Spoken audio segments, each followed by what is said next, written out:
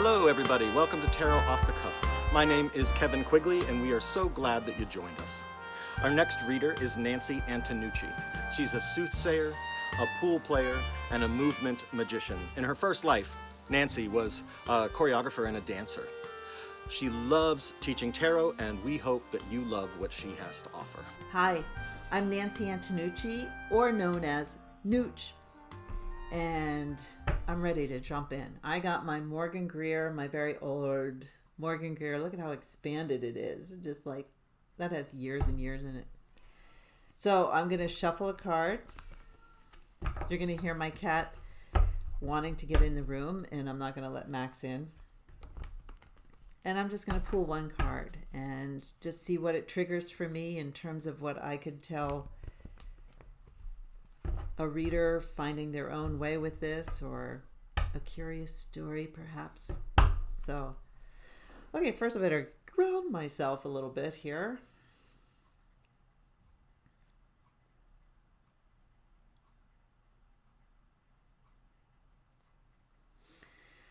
Okay, which card wants to tell a story?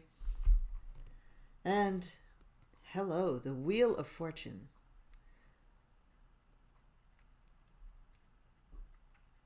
Well, the first thing that pops to my mind is I'm in my year of the Wheel of Fortune. So if you add, there's a couple formulas that you can find, but basically you add your birth month, 04, the date, 20, and then this year, and you add them all together and come up with the smallest number to find which major arcana is the theme for you of the year. And the major arcana are the greatest natural forces or shifts or teachers.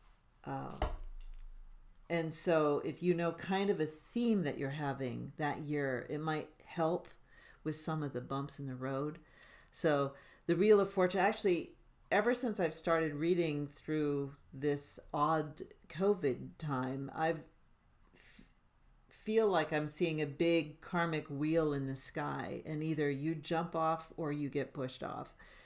And I might be a little bit more in tune with that because it is my card of the year as well. So the Wheel of Fortune could be you just losing a bad habit, healing a really deep karmic relationship, really seeing and naming patterns that you have. So if I was reading for a client, I would be talking about those kind of things.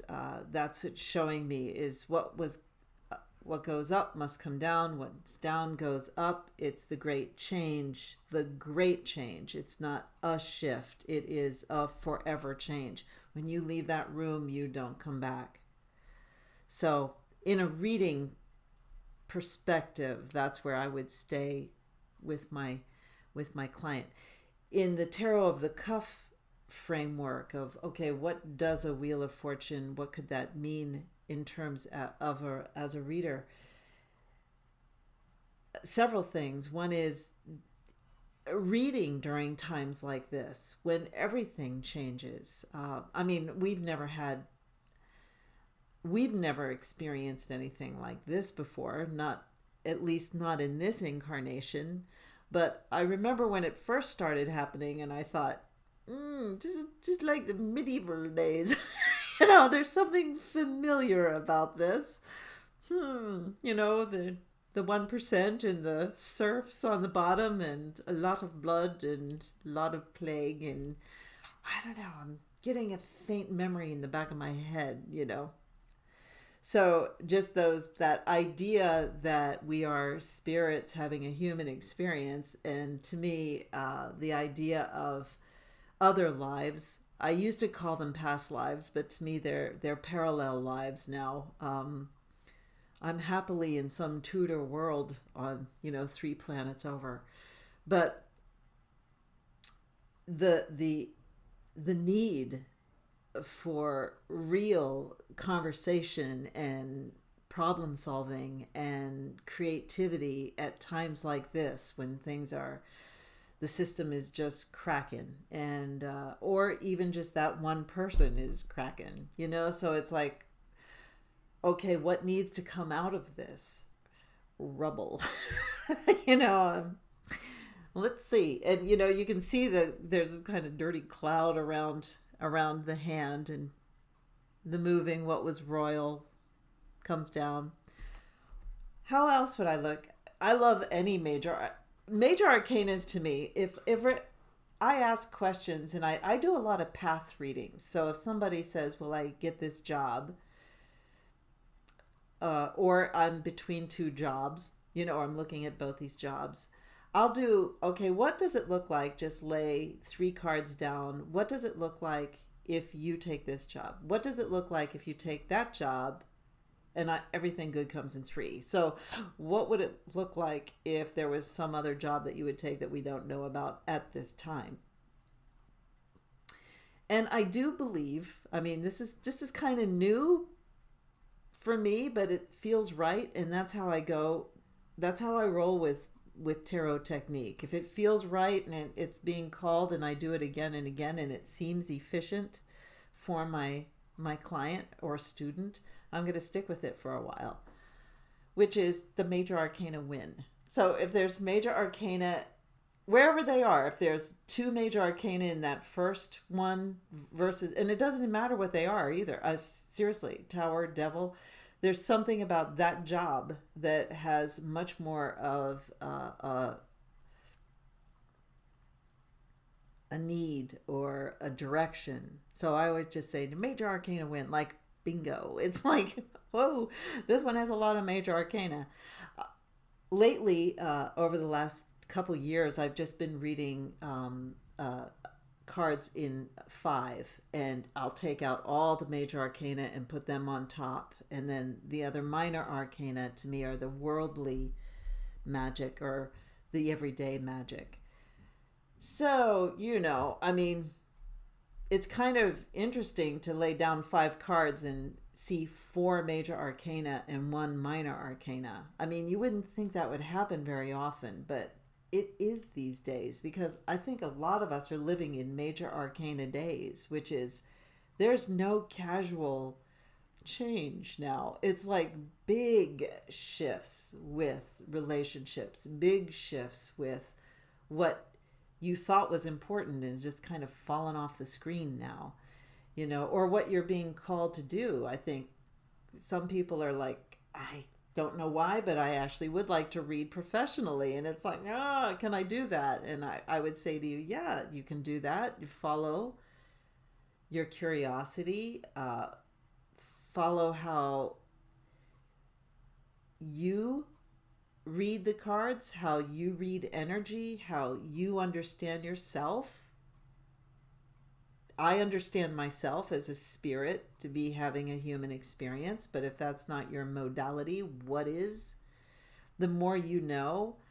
Also about your source. What is your source? Is it just, and there's not taking anything away from that, but if you're just reading the cards and just seeing and discerning patterns, okay.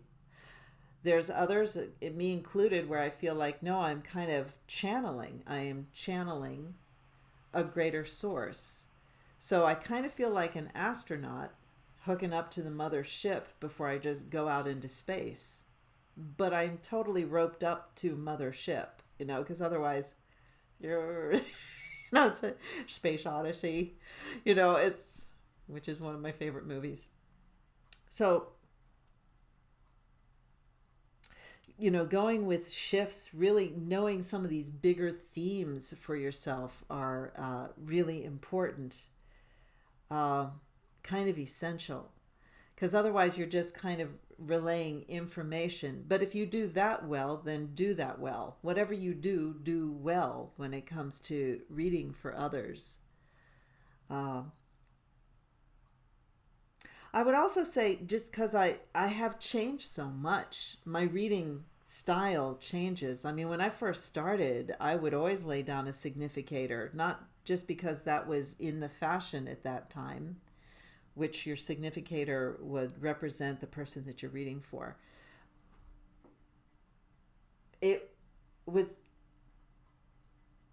helped the person focus. And in fact, I really felt like it was a very cool old technique because people would right away go, "Oh, am I the Queen of Wands? Thank you." Like you gave them a club card to the tarot world right away, and it was always the court cards. You wouldn't think of giving them a major arcana card. So that was one thing that I used to do. I don't do that anymore. The more I understand cards, I used to do Celtic spreads and very specific spreads. Now I just lay out 5 cards, for the most part. I call them path spreads. I just need to see the path.